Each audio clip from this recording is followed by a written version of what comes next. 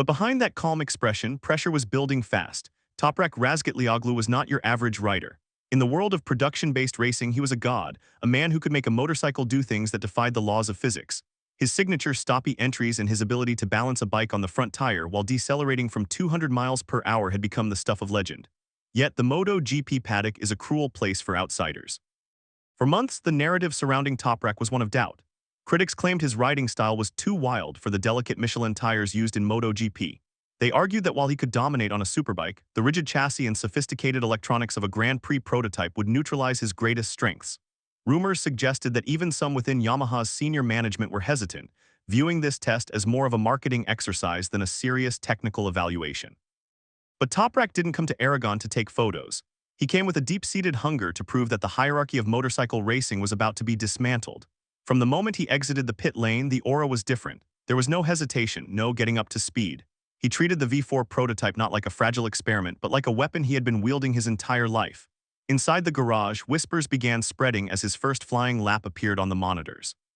It wasn't just fast, it was competitive, and from that moment nothing would ever be the same. Yet the real turning point happened away from the cameras, buried deep within the telemetry data. As Toprak completed his first stint, the Yamaha engineers huddled around their laptops.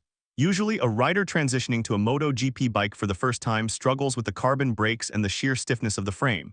They expected the Turkish rider to be seconds off the pace, focusing on learning the feel. Instead, the data showed something staggering. Toprak was already pushing the bike to its absolute mechanical limits.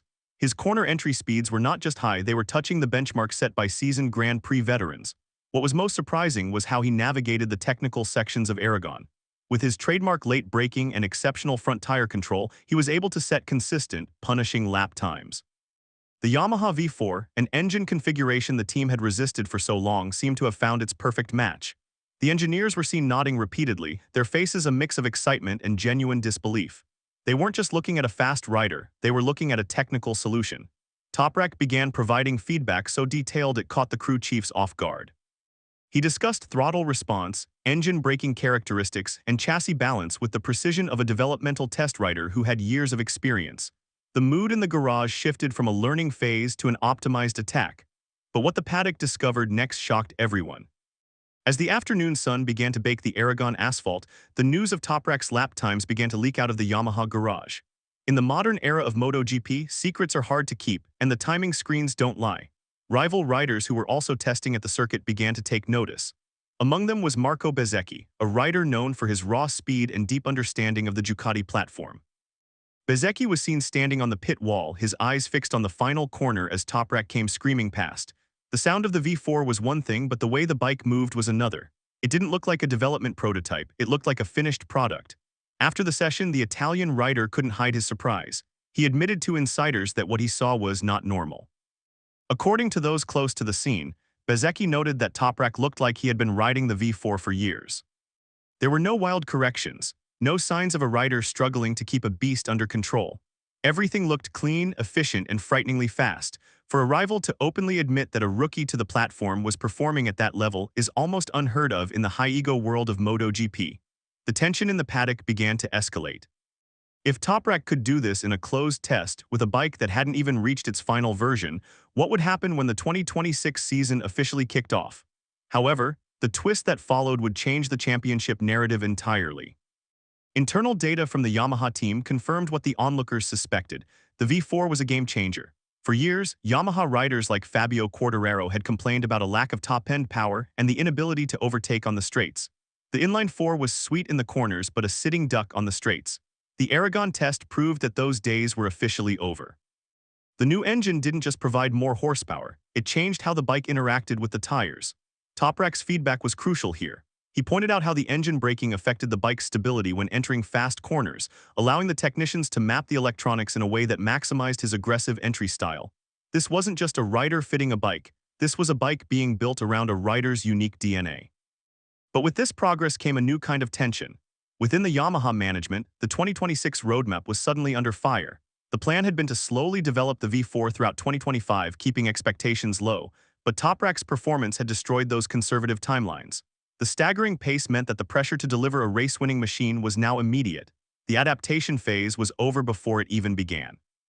Yet this was only the beginning of a far bigger storm involving the politics of the paddock. In MotoGP, the battle is fought as much in the mind as it is on the track.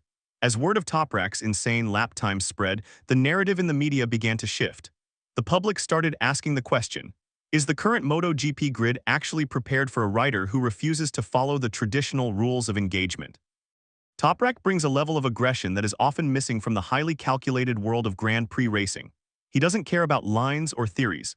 He cares about being the last person to pull the brake lever. This psychological pressure started to manifest in the comments of other team managers.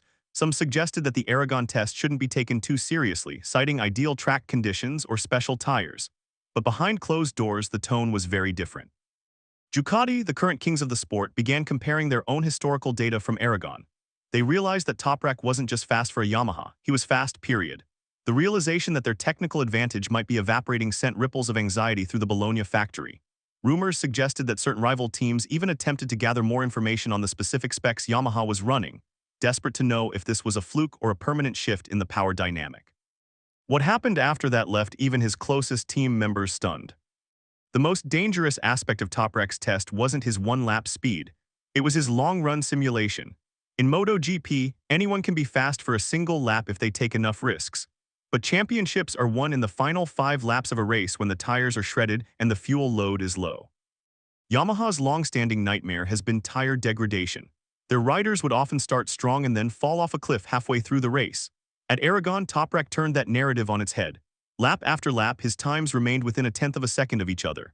He was able to maintain a stable pace with relatively minimal degradation, a feat that left the telemetry experts scratching their heads. He wasn't just riding fast, he was riding smart. The maturity he showed in managing the power delivery of the V4 was something usually seen in riders with a decade of Grand Prix experience. This consistency was the final piece of the puzzle. It proved that Toprak wasn't just a showman who could do stoppies for the fans. He was a professional athlete with the technical depth to lead a factory project. However, the true shock was yet to come as the test reached its final hour.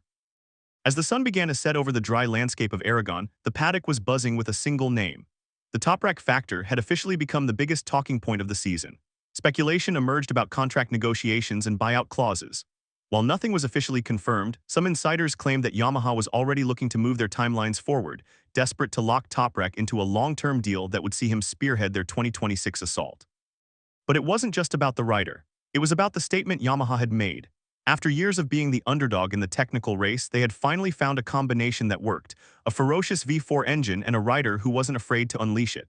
The controversial decision to switch engine philosophies, which many had criticized as being too late, now looked like a stroke of genius. The Aragon test was a turning point. It was the day the WSBK star died and the MotoGP contender was born. The message sent to the rest of the grid was clear: the old era is ending. A new, more aggressive and technically superior force is rising. Toprak didn't come to MotoGP just for a ride. He came to take the throne. The final data points from the Aragon test were reportedly close to the absolute benchmark set by Ducati's best package. For a bike in its early development stages, this was a staggering result. As the Yamaha team packed up their crates, there were no celebrations, only a grim, focused determination. They knew that the glimmer of hope they had found was real, but the hard work was only just beginning. The impact of this day will be felt for months to come. It has forced every other manufacturer to rethink their 2026 development roadmaps. It has silenced the critics who said Toprak couldn't adapt.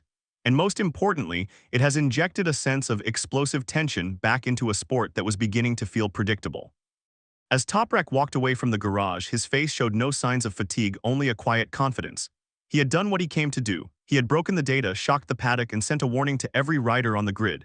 The king of late braking is coming, and he's bringing a V4 weapon with him. The only question left is, can anyone stop him before 2026?